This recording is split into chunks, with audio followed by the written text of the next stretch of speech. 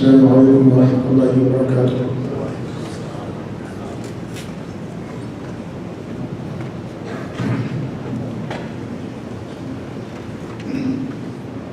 الله أكبر الله أكبر الله أكبر الله أكبر أشهد أن لا إله إلا الله أشهد أن لا إله إلا الله أشهد أن محمدا رسول الله أشهد أن محمدا رسول الله حي على السلام حي على السلام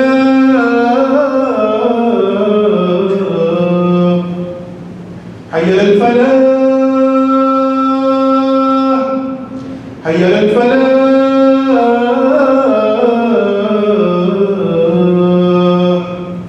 الله أكبر الله أكبر لا إله إلا الله.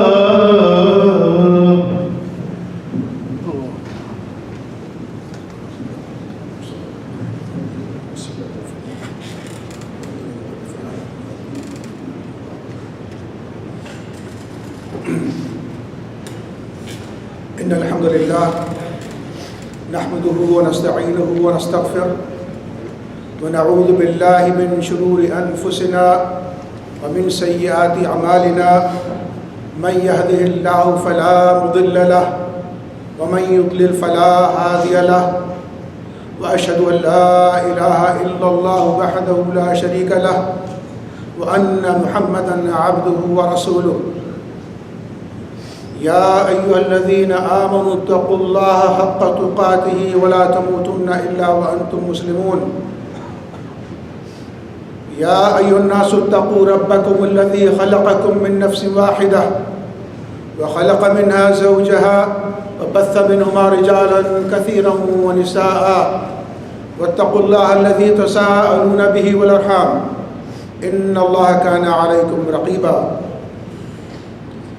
يا أيها الذين آمنوا اتقوا الله وقولوا قولا سديدا يصلح لكم أعمالكم ويغفر لكم ذنوبكم ومن يطع الله ورسوله فقد فاز فوزا عظيما. وبعد فإن أصدق الحديث كتاب الله وخير الهدي هدي محمد صلى الله عليه وسلم وشر الأمور محدثاتها وكل محدثة بدعة وكل بدعة ضلالة وكل ضلالة في النار. ثم أما بعد. Respectable and honorable brothers and sisters and sons and daughters of my brothers and sisters, importance of good manners in Islam. Inshallah, what I'm about to share with you will give us an opportunity to measure ourselves against the ideals that I'm about to present. First off, Rasulullah sallallahu alaihi wasallam told us in no uncertain terms when he says, "Innama bu'istu liutammima makarim al-akhlaq." I have been only sent to perfect akhlaq. So that was his mission, his objective. And indeed, because this was his objective and mission, Allah subhanahu wa ta'ala declares in Quran that he is the best in akhlaq. When he says, وَإِنَّكَ لَعَلَى خُلُقٍ عَظِيمٍ, he is already at the highest level of moral character.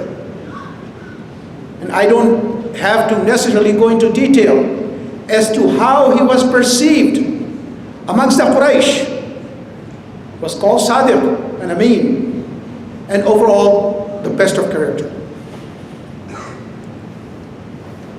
Since he is the example for us all, because that was his objective, Allah made his examples to be the examples for all mankind till the day of judgment. When he says, لَقَدْ كَانَ لَكُمْ فِي رَسُولِ اللَّهِ أُسْوَةٌ حَسَنَةٌ لِمَنْ كَانَ يَرْجُو اللَّهَ وَالْيَوْمَ الْآخِرَ وَذَكَرَ اللَّهَ كَثِيرًا. Indeed, in the Messenger of Allah, there is a best example for you. So he is setting the tone for us, for every human being on the face of the earth till the day of judgment. So it behooves us to take a heed from his advice, or from his commands, and of course from his practice. He was so concerned about the importance of having good akhlaq, he would make a dua for himself. That, oh Allah, you have given me best outward. You made me in beautiful form. Give me a good attitude as well. That was his prayer, that was his supplication.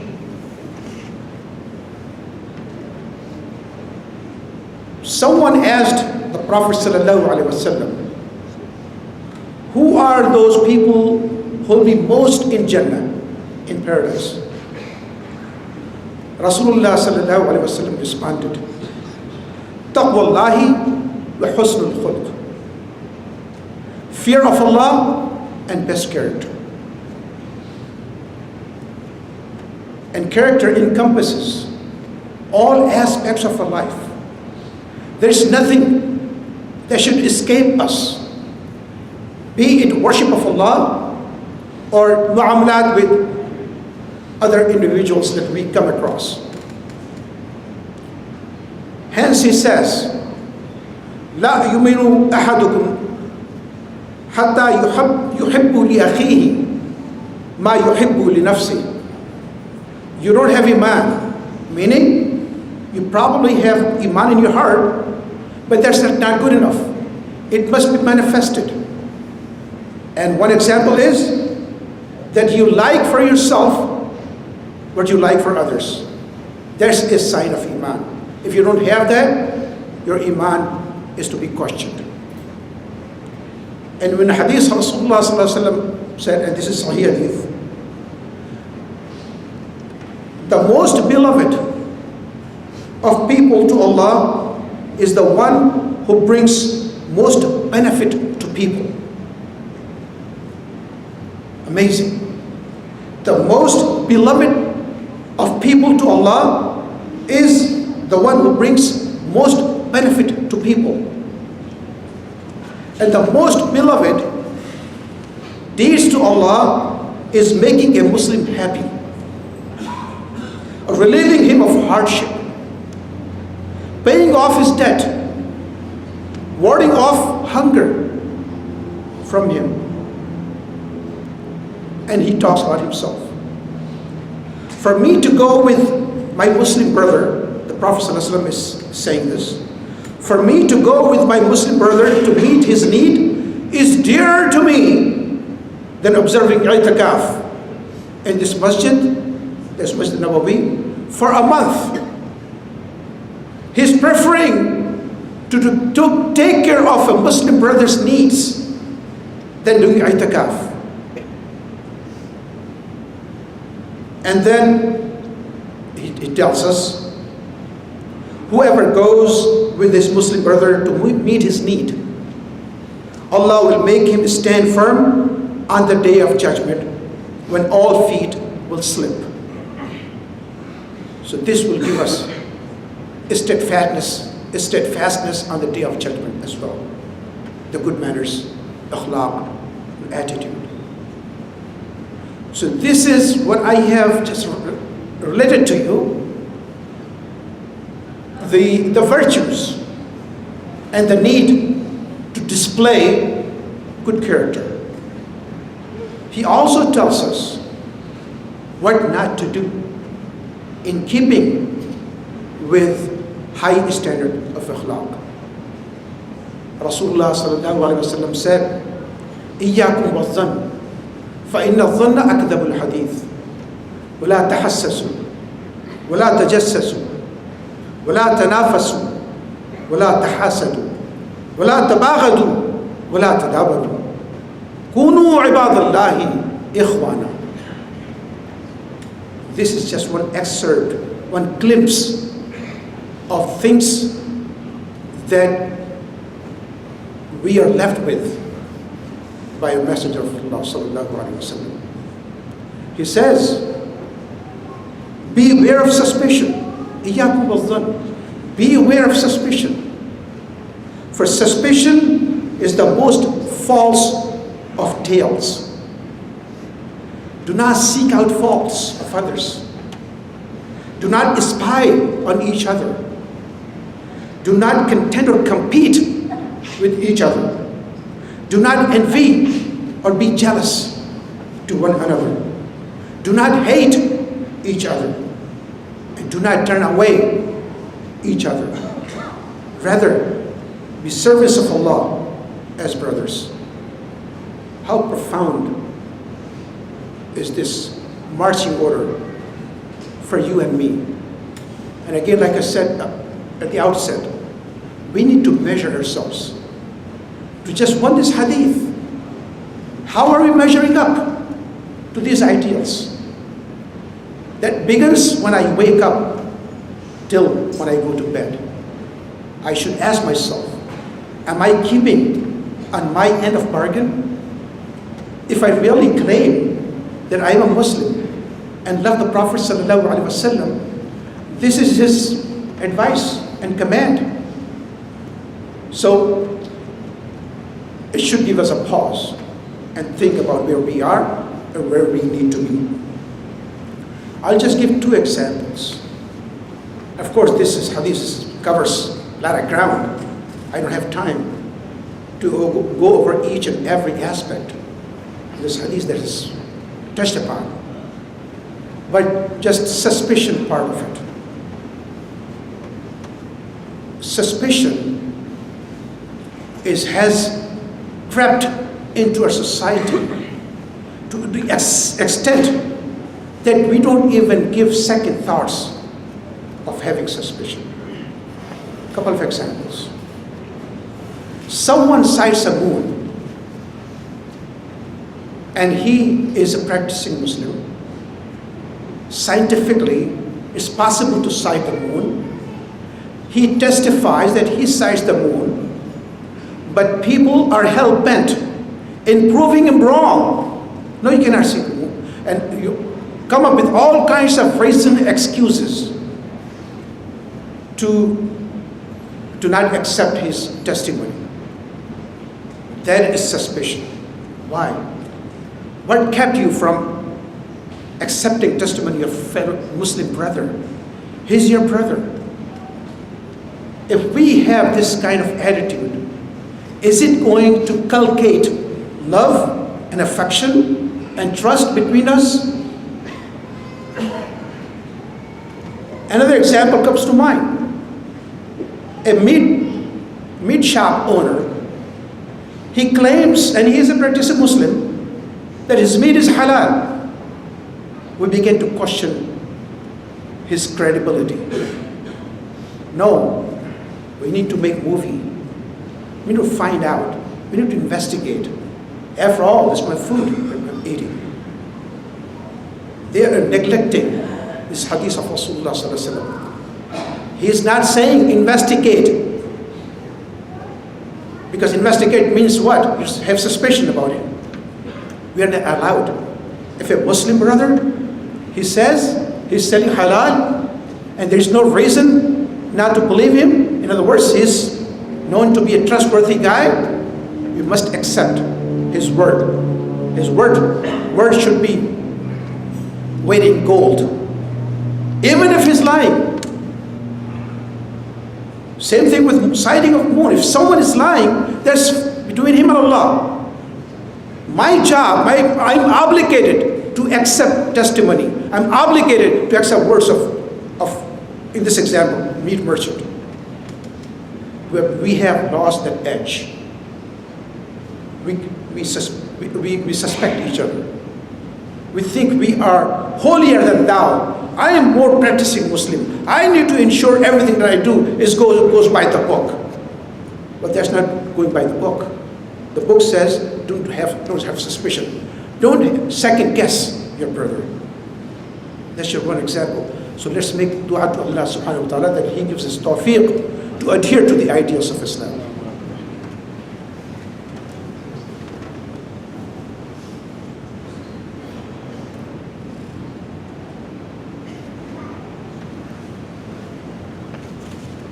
Alhamdulillah Rabbil Alameen, Ar-Rahman Ar-Rahim, Malik Yawm Ad-Din, Wassalatu wassalamu ala أشرف الأنبياء والمرسلين وعلى آله وصحبه ومن تبعهم بإحسان إلى يوم الدين.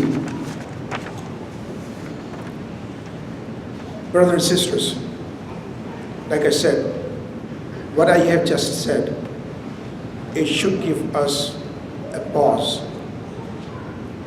Are we a role model nation that we should have been? It's not just among Muslims. We are living in this country as a minority. Is the next door neighbor of mine, is he at ease when he sees me? Does he feel comfortable when he sees me? Am I there to help him when he needs my help? And a Muslim should be the one who does not need to introduce himself as a Muslim. His actions speak louder than his words. His behavior, his actions should be such that will define identity of a Muslim. A person does not have to guess if he's a Muslim or not a Muslim or anything like that. He should automatically believe this guy, he's got to be a Muslim. Because I can tell by his behavior.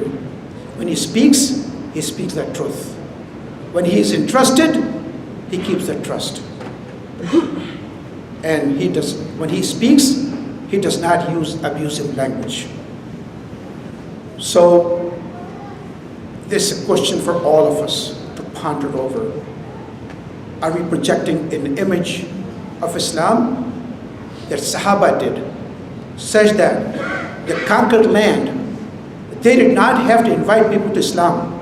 They would come to Islam by watching their behavior, watching them how love and affection they showed to each other, and fairness they showed to each other.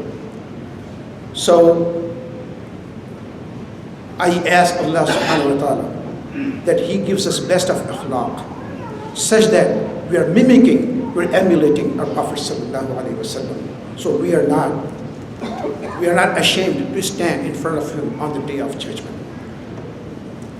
قال الله تعالى في القرآن المجيد أعوذ بالله من الشيطان الرجيم إن الله وملائكته يصلون على النبي يا أيها الذين آمنوا صلوا عليه وسلموا تسليما اللهم صل على محمد وعلى آل محمد كما صليت على إبراهيم وعلى آل إبراهيم إنك حميد مجيد اللهم بارك على محمد وعلى آل محمد كما باركت على إبراهيم وعلى آل إبراهيم إنك حميد مجيد اللهم لا تدع لنا ذنبا إلا غفرته ولا هما إلا فرجته ولا دينا إلا قضيته ولا مريضا إلا شفيته ولا حاجة إلا قضيتها ويسرتها يا رب العالمين اللهم أرنا الحق حقا وارزقنا اتباعه وأرنا الباطل باطلا وارزقنا اجتنابه اللهم ربنا آتنا في الدنيا حسنة وفي الآخرة حسنة وقنا عذاب النار اللهم اغفر للمسلمين والمسلمات الأحياء منهم والأموات ربنا اغفر لنا ولإخواننا الذين سبقونا بالإيمان ولا تجعل في قلوبنا غلا للذين آمنوا ربنا إنك رؤوف رحيم.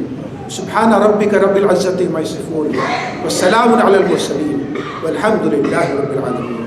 أقم الصلاة.